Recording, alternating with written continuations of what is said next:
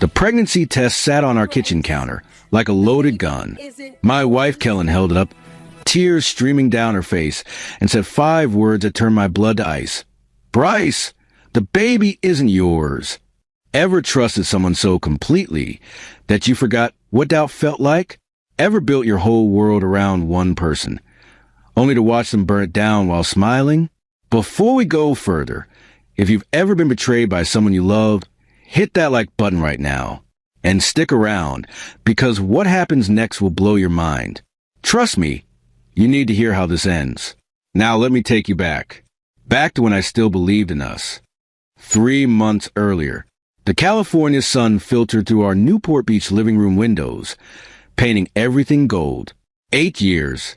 That's how long Kellen and I had been married. 8 years of building something I thought was unbreakable. Our careers were booming. I just made partner at my tech consulting firm. She climbed to senior marketing director at Vanguard Industries. We'd finally scraped together enough to buy our dream house, a gorgeous Spanish-style villa 3 blocks from the ocean. White walls, terracotta roof, a backyard with lemon trees that Kellen said reminded her of childhood summers. "This is it, Bryce," she whispered the day we got the keys, her hazel eyes bright with tears. "This is where we raise our family." For 2 years, we'd been trying. Fertility appointments, vitamins, ovulation calendars. Every negative test carved another small wound, but we kept going. Kellen wanted a baby more than anything, and I wanted to give her the world. I should have seen it then. The way she started working later. The new gym membership. She never mentioned until I found the charge on our account. The expensive perfume that appeared in our bathroom. Something French and flowery that I definitely hadn't bought her. "Conference gift from a client," she'd said, laughing it off. "You know how these pharma guys are. They throw money around." I believed her. Why wouldn't I? Our 8th anniversary fell on a Friday in September. I'd made reservations at Maestro's, the oceanfront restaurant where I proposed. Kellen wore a deep emerald dress that hugged her curves, her auburn hair swept up in that way that always made my chest tighten. She looked stunning. She looked like mine. The candlelight danced across her face as we clinked champagne glasses. "To us," I said. "To the family we're finally starting," she replied, her smile radiant. Her hand found mine across the table, warm and familiar. I remember thinking that this, right here, right now, was the peak of happiness. That life couldn't get better than this moment. I was wrong about so many things.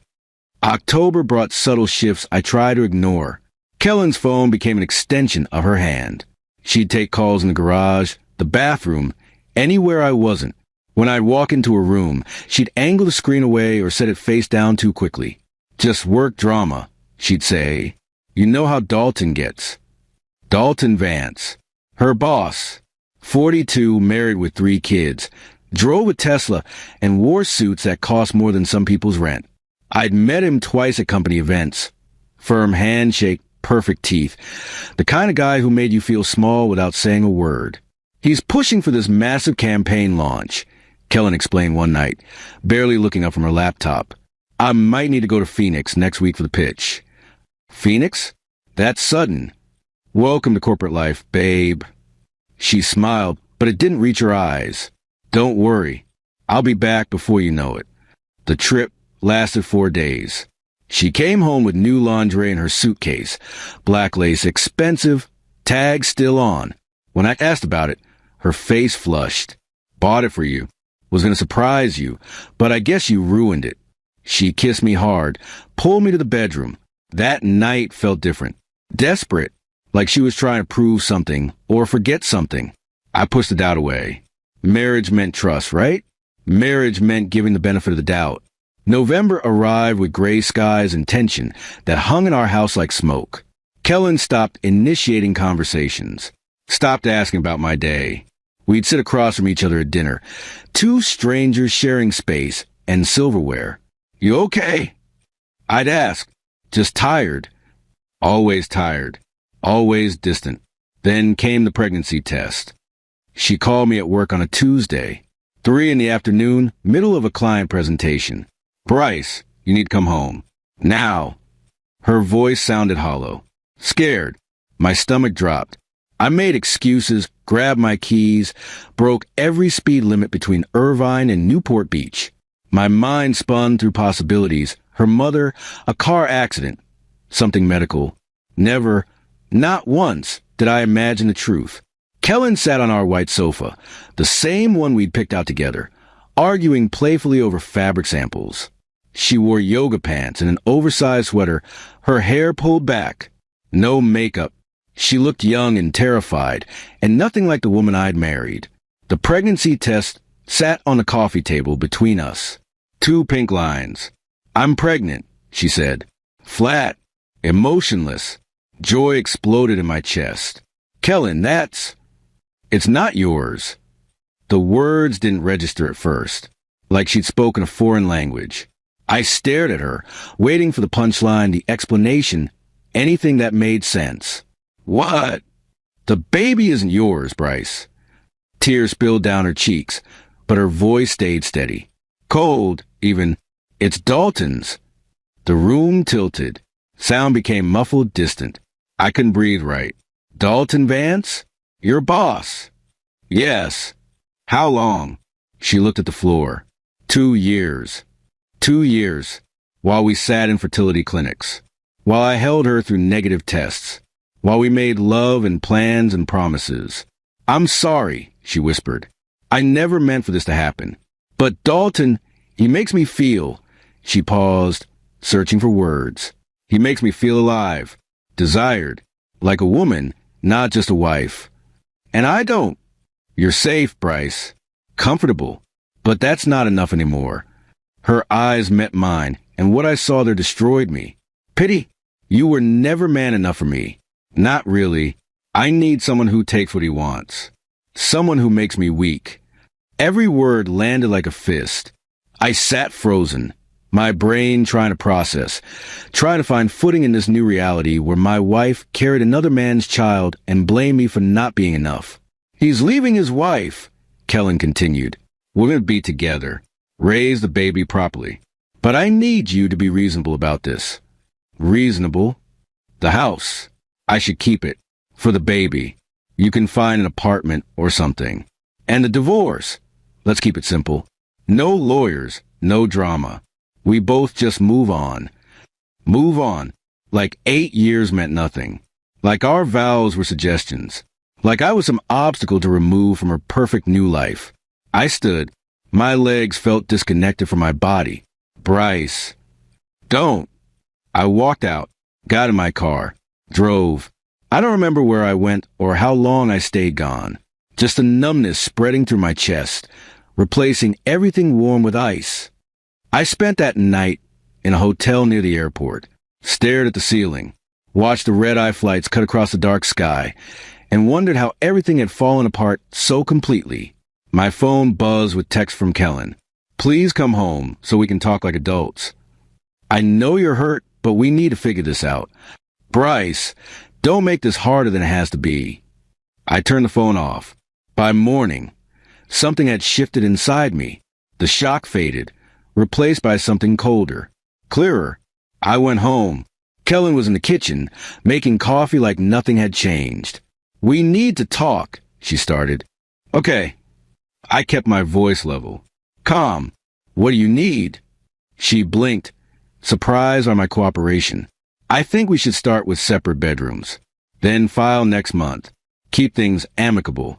"Sure." "Really? What's the point of fighting? You've made your choice." I poured myself coffee, hands steady. "I just need some time to process everything." Relief flooded her face. "Thank you. I knew you'd understand eventually. You're a good guy, Bryce. You deserve someone who appreciates that." I nodded, smiled even. Inside, gears were already turning. I moved into the guest room, went through the motions of my normal life, while my real work happened in shadows. First stop, Harlow Chun, the best divorce attorney in Orange County. Her office overlooked Fashion Island, all glass and steel and power. "Tell me everything," she said, pen poised. I did. She listened without interrupting, her expression growing sharper with each detail. 2 years. Harlow leaned back. "And she want the house?" For the baby, his baby, with a married man. Who's her boss? Harlow smiled, and it wasn't kind. Oh, this is going to be fun. Don't sign anything. Don't agree to anything. Let her think you're cooperating while we build a case. Next, private investigator. Lennox Reed came recommended through Harlow's network. Former FBI, specialized in financial crimes and infidelity. I need everything, I told him. Every text, every transaction, every lie. Consider it done. The evidence started rolling in within days. Bank statements showing Kellen had drained $47,000 from our joint savings over 18 months. Weekend trips to Napa, San Diego, Scottsdale, always when I thought she was at conferences. Hotel charges, expensive dinners, jewelry purchases I'd never seen. She'd been building a separate life, funded by our money. Phone records revealed thousands of texts and calls to Dalton. Late nights, early mornings. The Phoenix trip? She'd never attended a meeting. Just 4 days in a resort suite, room service, and adultery. But the real kicker came from a deep dive into Dalton's history. Lennox found a thread, and when we pulled, everything unraveled. Dalton Vance wasn't just a married father playing around. He had a pattern. 3 previous affairs, all with subordinates at his previous companies. One ended in a quiet settlement. Another in a transfer and NDA. The third woman tried to sue, but Dalton's lawyers buried her emotions until she gave up. Guy's a predator with money, Lennox said, sliding the file across the table. And here's the interesting part. He's still married. Very married. Wife's name is Theodora. Old money family. Her father owns half of the real estate in Laguna Beach. Does she know about the others? She settled them. About Kellen? Lennox shrugged. Not yet. I sat with that information, feeling pieces slot into place. Then came the financial bomb.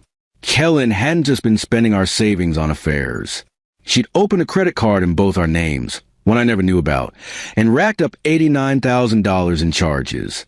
Designer clothes, spa treatments, a down payment on a condo in Phoenix that she'd listed under her maiden name. She was planning to leave. Had been for months. Just needed to time it right, take what she could, and disappear into her new life. But there was more. My sister Embry called me in late November, her voice tight with anger. Why didn't you tell me you were controlling Kellen's money? What? She called Mom crying. Said you won't let her have access to her own accounts. That you've been tracking her every move, questioning her friends. Ice flooded my veins. Embry, that's not... She showed Mom bank statements, Bryce.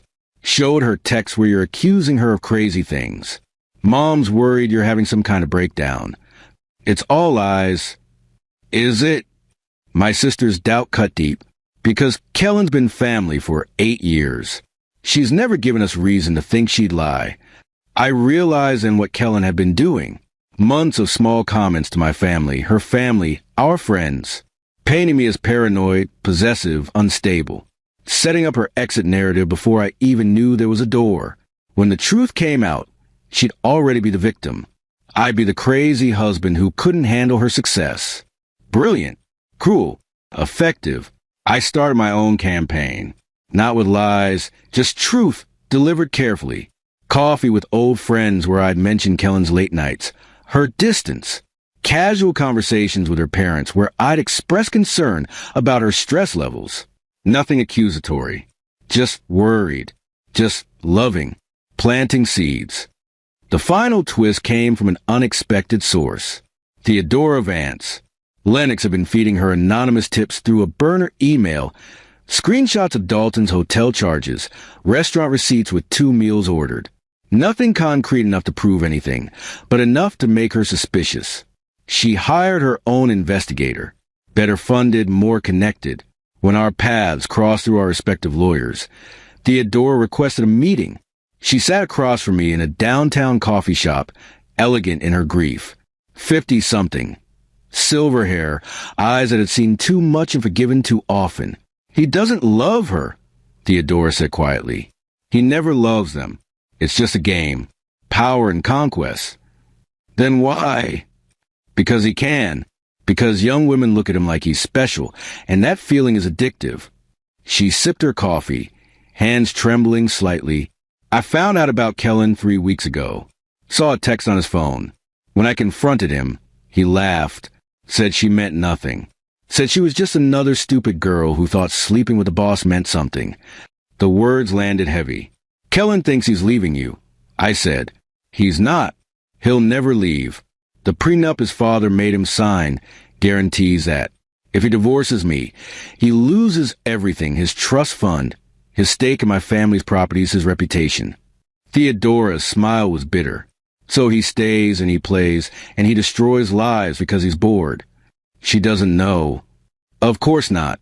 He's been telling her fairy tales, promising her the world while laughing with his golf buddies about his latest conquests. Something clicked. She only confessed to me after you found out. Probably. Dalton likely panicked. Told her to handle her husband before I made things complicated. Get you agreeable to a quiet divorce, so there'd be no messy court battles. We sat in silence, two people wrecked by the same man.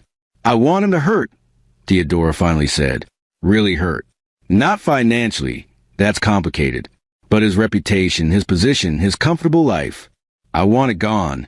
So do I. Then let's work together. December came cold and gray, unusual for Southern California. Perfect weather for what I was about to do. I moved back into the master bedroom. Kellen's eyes widened when I brought my things in. Bryce, I've been thinking. I said carefully, measuring each word. About us. About the baby. About what's right. What do you mean? I sat on the bed, looked at my hands like a broken man gathering courage. I love you. I've loved you for 8 years. And yeah, this kills me. But maybe I haven't been enough. Maybe you're right about that. Her expression shifted. Surprise mixed with something like triumph. I'm not saying I'm okay with everything. I continued. But I can't just throw away our marriage without trying. And the baby, Kellen. Innocent kid didn't ask for any of this. Bryce. Let me finish. Deep breath. What if we tried therapy? Real, honest work. Maybe Dalton's just a fantasy. Maybe when reality hits, diapers and bills and midnight feedings, maybe you'll see what we had was real. Hook, line, and sinker. Tears flooded her eyes. You do that? After everything? I don't know if I can, but I want to try. She threw her arms around me, sobbing into my shoulder. Thank you. God, thank you. I knew you'd understand. I knew you still loved me. Over her shoulder, I caught my reflection in the mirror. The man staring back looked calm. Cold. Nothing like the person I used to be. Good. The performance began in earnest. I attended her OB appointments, held her hand during ultrasounds, helped her pick paint colors for what would have been our nursery. What about Save for a Girl? Kellen asked, scrolling through name websites. Beautiful. I said, when inside I was thinking about how Theodora and I were timing everything. I played the devoted husband trying to reconcile. Kellen ate it up, her guilt transforming into something worse, smugness. She thought she'd won. Thought she'd manipulated me so completely that I'd raise another man's child and thank her for privilege. Her text messages to Dalton told a different story. He's completely broken, doing whatever I want. This is easier than I thought. Might actually keep the house and the settlement. He's pathetic, but useful. Lennox had cloned her phone weeks ago. Every message came to me in real time. Every call. Every secret. Including the ones where she and Dalton laughed about me. Does he really think the baby might be his? Dalton's voice recorded, dripping with contempt. I haven't told him the dates don't match. He's too stupid to do math. Their laughter made my hands shake. But I used it. Fuel for what was coming. But even the best plans hit walls. Mid-December, Harlow pulled me aside after a strategy session. Her office felt different that day. Less like a war room, more like confessional. I need to be straight with you, Bryce. This could backfire catastrophically. How? Kellen's smart. Her lawyer's smart. If she even suspects you're playing her, she flips the narrative. Suddenly you're the vindictive husband sabotaging a pregnant woman. Courts don't like that. Public opinion destroys you. You could lose the house, end up paying her support, and look like the villain in your own story. The words settle heavy. So you're saying, I'm saying be very, very sure. Once we detonate this, there's no going back. No reconciliation, no mercy. You burn it all or it burns you. I drove home in silence, her warning echoing. That night, Kellen made dinner. Pasta carbonara, my favorite. She moved around our kitchen humming, one hand occasionally resting on her barely visible belly. This is nice, she said, smiling at me over wine glasses. Us, together, maybe we can really make this work.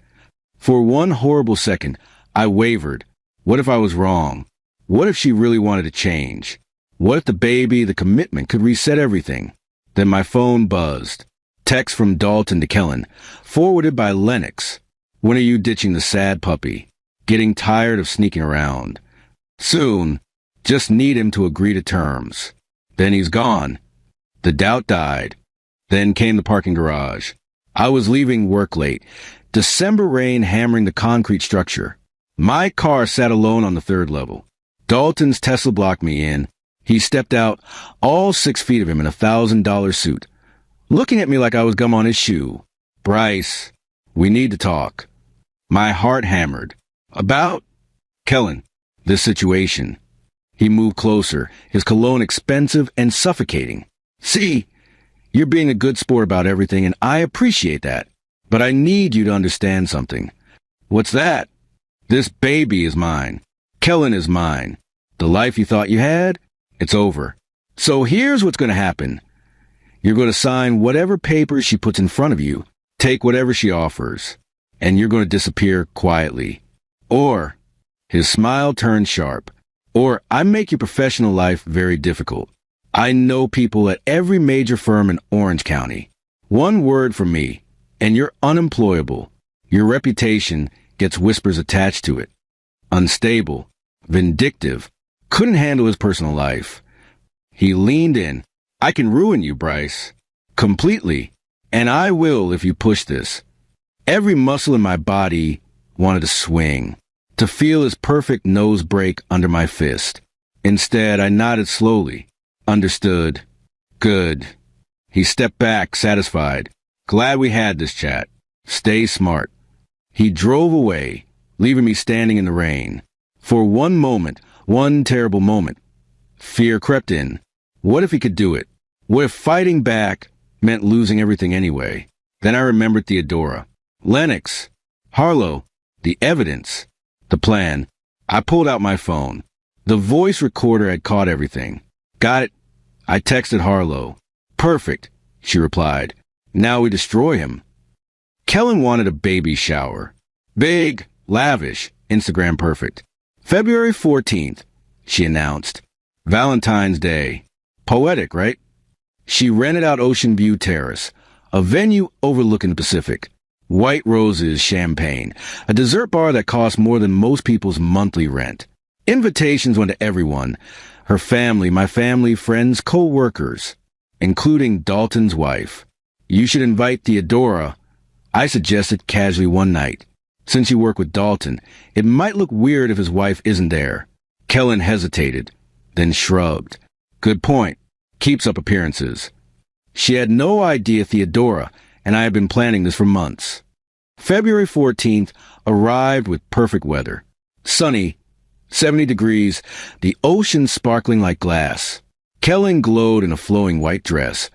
Her belly now pronounced at 5 months. She moved through the crowd accepting congratulations, gifts, admiration. I played my part. Attentive husband, hand on her back, smiling at the right moments. Dalton arrived late with Theodora. He looked uncomfortable. She looked serene. Neither betrayed what was coming. The shower peaked around 2 p.m. Everyone gathered as Kellen prepared to open gifts, cutting a massive cake shaped like a baby carriage. That's when the first process server arrived. Dalton Vance. Dalton looked up from his champagne. Yes. You've been served. Divorce papers. Thick, official, impossible to ignore. Theodora had filed that morning, citing adultery with evidence attached, hotel receipts, text messages, witness statements. The room froze. What the hell? Dalton's face went red. Theo, what is this? Your consequences, darling. Theodora's voice carried across the silent crowd. Did you think I'd keep forgiving you forever? Keep funding your little adventures? I'm done. Kellen's face drained of color. Then the second server appeared. Kellen Morrison? Why, yes. More papers. These ones for me. Divorce filing. Fraud claims for the unauthorized credit cards and drained accounts. Demands for repayment. Detailed evidence of the affair. Character witnesses. The works. Kellen's hands shook as she read. Bryce, what? I'm also done, I said quietly. Every eye in the room locked on us. Done pretending. Done being your safety net while you destroy everything we built. You said you forgave me. I lied, just like you've been lying for 2 years. The room erupted in whispers. Kellen's mother rushed over, her father's face dark with anger. But we weren't finished. Harlow appeared. I hadn't even seen her arrive. With a tablet. She handed it to Kellen. You'll want to see this, Harlow said. Security camera footage from the Ritz-Carlton in Phoenix. Dalton and Kellen, clearly together. Then footage from other hotels. Dozens of encounters, time-stamped and documented. But the final video made Kellen drop the tablet. It showed Dalton with another woman. Recent footage from December, in a hotel room, intimate, laughing. That's from 3 weeks ago. I said, while you thought he was at a conference, while you were picking out baby names. Kellen looked at Dalton, betrayal flooding her face. You said it was just us. You said, she's nobody. Dalton snapped. This is insane. You're both insane. Oh, it gets better, Theodora said, her voice ice. Tell them about the paternity test, Bryce. This was a nuclear option. The one even I hadn't seen coming until Lennox uncovered it. Court-ordered prenatal paternity test. I announced. Results came in yesterday. I pulled the papers from my jacket. Hands steady despite my racing heart. The baby isn't Dalton's. The silence was deafening. Kellen's face went from white to gray. That's impossible. DNA doesn't lie. Want to guess whose it actually is? I handed her another paper. More test results. The father was Garrison Hayes, Dalton's best friend, his company's CFO. Married with 2 kids of his own. Kellen swayed on her feet. Someone caught her before she fell. The pieces clicked into place for everyone watching. She hadn't just had one affair. She'd been sleeping with multiple men, lying to all of them, trying to trap the richest one with a baby that wasn't even his. Garrison, who'd been standing near the back, turned and ran. Literally ran out of the venue. His wife stood there screaming. Dalton looked at Kellen with pure disgust. You told me it was mine. I thought I didn't know. You didn't know? He laughed, bitter and harsh. You're pathetic. You're nothing. This whole thing was a mistake. He stormed out. Theodora followed, pausing only to lean close to Kellen. You destroyed my family for a man who never loved you, and a baby that isn't even his. I hope it was worth it. The fallout was immediate and brutal. Kellen's job terminated her within 48 hours. Morality clause violation, professional misconduct, bringing negative attention to the company. Dalton was fired the same day. Garrison resigned before they could officially terminate him. Our families imploded. Kellen's parents, who'd initially defended her, went silent after seeing the evidence. Mine rallied around me once they understood the truth. Friends chose sides. Most chose mine. Social media became a war zone. Someone leaked the story to local news. Corporate love triangle explodes at baby shower ran for 3 news cycles. Kellen moved out within a week, taking almost nothing. The house was mine per the prenup she'd forgotten about, and the fraud claims she couldn't fight. The credit card debt became her responsibility. The drained savings would be repaid through wage garnishments from whatever job she could find. Last I heard, she was living in a studio apartment in Garden Grove, working retail, alone. The baby was born in July. A boy. Garrison's wife filed for divorce the day after the shower, so he's stuck paying child support to 2 families now. Dalton and Theodore's divorce dragged through courts, bleeding him dry in legal fees. Me? I kept the house. Got promoted to senior partner after my firm saw how I'd handled the crisis with grace and professionalism. Sold the Spanish villa a year later. Too many ghosts. And bought a modern place in Huntington Beach. Clean lines, ocean views, no memories. Started therapy. Actually dealt with the trauma instead of just burying it.